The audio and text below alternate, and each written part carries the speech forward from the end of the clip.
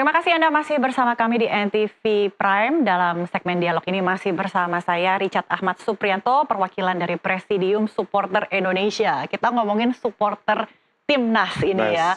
Kadang-kadang kalau saya baca-baca, supporter itu kan memang mereka sudah bersusah payah ya. Betul. Hadir, meluangkan energinya, waktu, kemudian energi gitu. Tapi kadang-kadang kalau melihat ada supporter yang tidak bersikap baik gitu, rasanya kecewa juga ya. Pasti. Apa sih suka dukanya?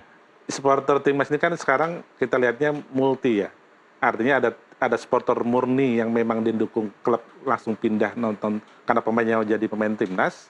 Ada supporter yang memang dia penyusup? Bukan. Memang supporter dia ikut gaya hari ini. Apa tuh? Ya hari ini kan semua siapa yang nggak pengen nonton Timnas? Oke. Ya kan gitu. Nah, dua kutub ini yang berbeda. Oh, ada yang organik, ada yang tiba-tiba muncul. Instan, oke. Instan, karena perlu eksistensi di media sosial kan gitu. Oh, oke. Nah, itu gayanya berbeda tuh. Karakter mereka berbeda. Berbeda. Oke. Kalau yang organik ini memang dia katakan ini kita mau bikin koreo, kita sumbang uang dari pribadi mau. Oke. Tapi belum tentu yang tadi saya sebutkan yang kedua, belum tentu dia mau akan. Karena mereka punya agenda pribadi. Oke. Gitu. Itu salah satunya. Kemudian yang keduanya tentunya yang organik, dia akan bela-belain nonton pujaannya, timnasnya, ya kan? Penggawanya, agenda jadwal pribadi dilepas. Oke. Tapi kalau yang tadi yang kedua belum tentu. Yang demi eksis itu. Oke. Gitu. Jadi ada beda loyalitas gitu ya. Nah, dari kedua kubu ini, dampak yang mereka timbulkan itu terhadap keseluruhan Timnas. Kalau bicara Timnas dampak Indonesia, keseluruhannya semua jadi satu. Artinya kalau misalkan kita komandoin harus bergelombang, dia ikut bergelombang. Tapi kalau kita untuk instruksikan misalkan nyanyi 90 menit belum tentu. Yang kelompok dua ini ikutan.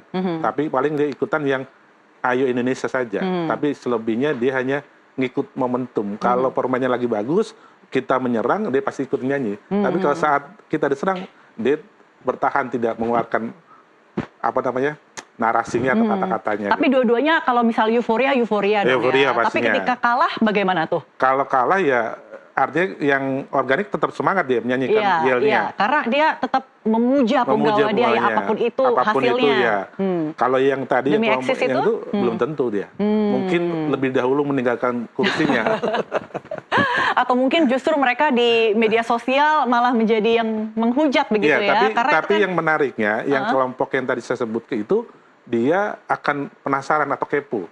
Gimana sih caranya bisa jadi seperti Capo, gimana sih caranya teman-teman bisa ngorganir itu segalanya. Itu lebih gitu. Oke, Bang Richard terakhir sebelum kita tutup, pesan-pesan sebelum nanti bermain pada jam 8 WIB.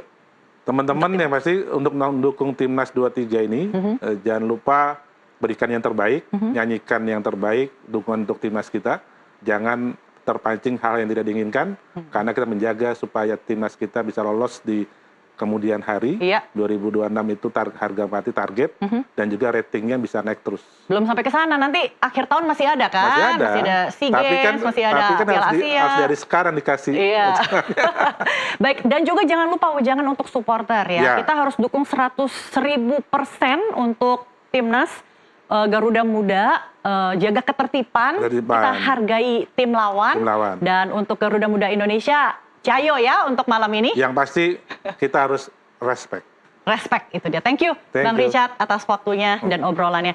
Pemirsa NTV Prime Dialog, NTV Prime masih akan kembali dengan NTV Insights. Masih bersama saya dan nantinya rekan saya Gabriel Yoga. Tetaplah bersama kami.